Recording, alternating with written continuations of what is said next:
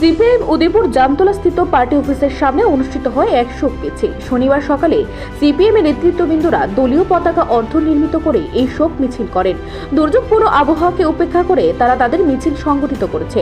মিছিল শেষে সিপিএম এর এক কর্মকর্তা বক্তব্য রাখতে গিয়ে বলেন, সীতারাম ইয়েচুরি 12 বছর রাজ্যসভার সদস্য পদের দায়িত্ব পালন করেন।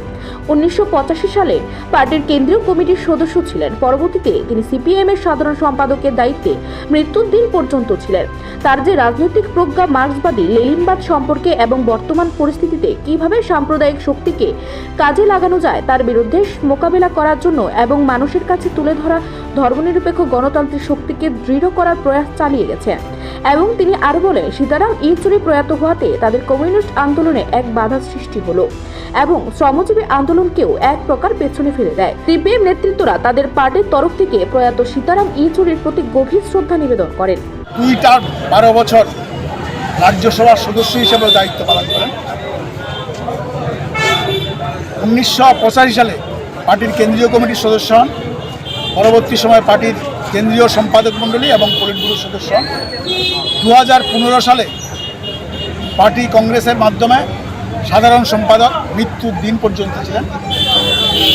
তার যে রাজনৈতিক প্রজ্ঞা মার্ক্সবাদ লেনিনবাদ সম্পর্কে এবং বর্তমান পরিস্থিতিতে কিভাবে বিশেষ করে 14 সালের পরে সাম্প্রদায়িক শক্তিকে মোকাবেলা করা যায় তার বিপদ সম্বন্ধে মানুষের কাছে তুলে ধরা, ধর্মনিরপেক্ষ গণতান্ত্রিক শক্তিকে ঐক্যবদ্ধ করার জন্য নিরলস প্রয়াস চালিয়েছেন।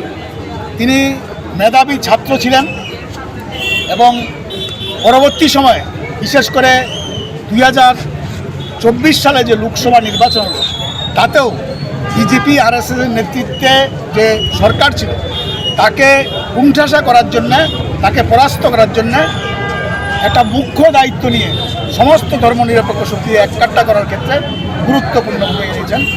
আমাদের পার্টির বাইরেও সাধারণ মানুষের সাথেও সম্পর্ক ছিল মধুর এবং সবচেয়ে বড় যে কোনো বিষয় খুব সহজে অনুধাবন করে এটা মানুষের কাছে উপস্থিত করতে পারতেন। আজকে উনি প্রয়াত হওয়াতে আমাদের কমিউনিস্ট আন্দোলনে বিরাট ক্ষতি হলো এবং শ্রমজীবী আন্দোলনকেও আজকে একটু পেছনে ধাক্কা দিল।